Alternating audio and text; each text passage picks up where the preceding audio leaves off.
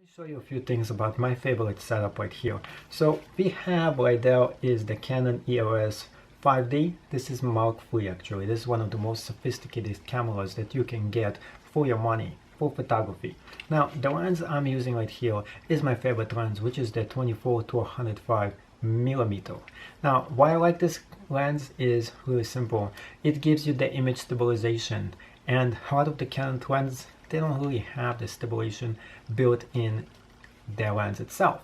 So you have to buy either a lens that has the image stabilization in it, or you have to find and buy a Nikon, which has the body itself, does have the stabilization in it, but it's not as effective as the lens having the stabilization.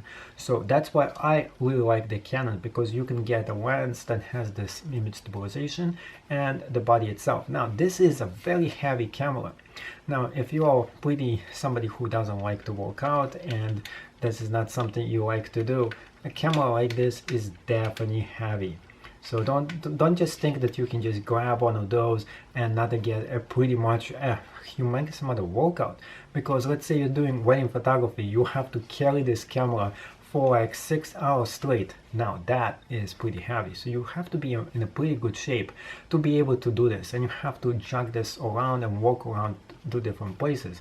So that's why my recommendation is to get the 24 to 105. It gives you a humongous zoom, yet the camera is not this heavy, but the body itself for this camera is way heavier than the lens actually. And there's different kind of lenses out there, but some of them are way more heavier than others, so you have to keep this in mind. Another thing is, when you're taking pictures, you have to have all the equipment on yourself. So one of the things that I like to do is having a vest on you where you can put different things in there, such as memory cards, filters, batteries. There's all those important things, including snacks, that you should have on yourself.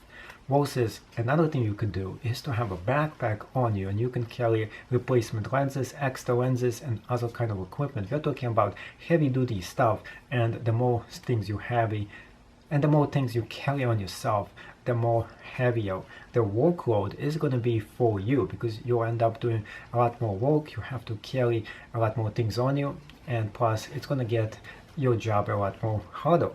So I suggest take all the basics on you, and then have a camera that you can have everything ready and know how to use it when you will have an event that you have to go into. Another thing that you have to know about the camera itself, there's a lot of different kind of settings in it, and with the DSLR there is the C1, C2 and the C3 model.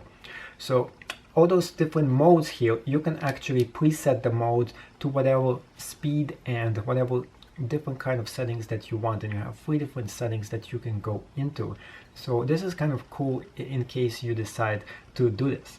Another thing that I want to highly suggest for people to do is, when you start to shoot pictures, we have all the way in the back right here, you have the menu. When you're taking a picture, it shows you the image of whatever you're taking.